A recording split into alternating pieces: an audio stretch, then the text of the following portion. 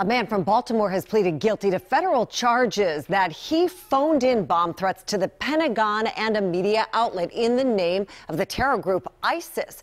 WJZ investigator Mike Halgren's live at federal court in downtown Baltimore. He spoke to the U.S. attorney. Mike?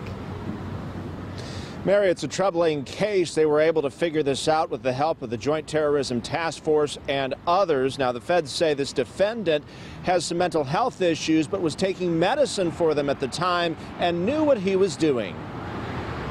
George Tomasack, a 47-year-old from Baltimore, has pleaded guilty to making bomb threats over the phone to the Pentagon and a CNN affiliate in Atlanta, saying he was associated with ISIS and they were going to blow up a government building. He made calls to those other agencies, the White House and the Baltimore City Circuit Court. U.S. Attorney Robert Hur spoke to WJZ about the case.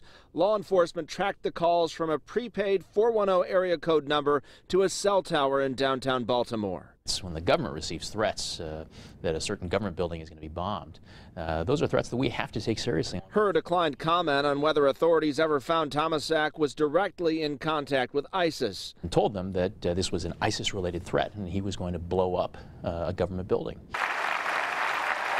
The threats all came just 2 weeks before the 2016 presidential election, but authorities do not believe they were politically motivated. Live from Dallas and Fort Worth. Federal prosecutors say Tomasack also made calls to television stations in Dallas and Sacramento that, like WJZ, are owned by CBS. He also called the Department of Justice and FBI Baltimore field office, although there's no evidence he made threats there. Authorities were taking no chances after what Tomasack threatened at the Pentagon. When someone invokes ISIS and says they're going to use an explosive device at a government building, that is taking law enforcement bandwidth and resources away from other cases that all of which need to be investigated.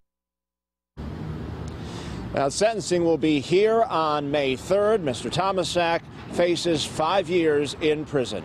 Reporting live at federal court, Mike Halgren, WJZ.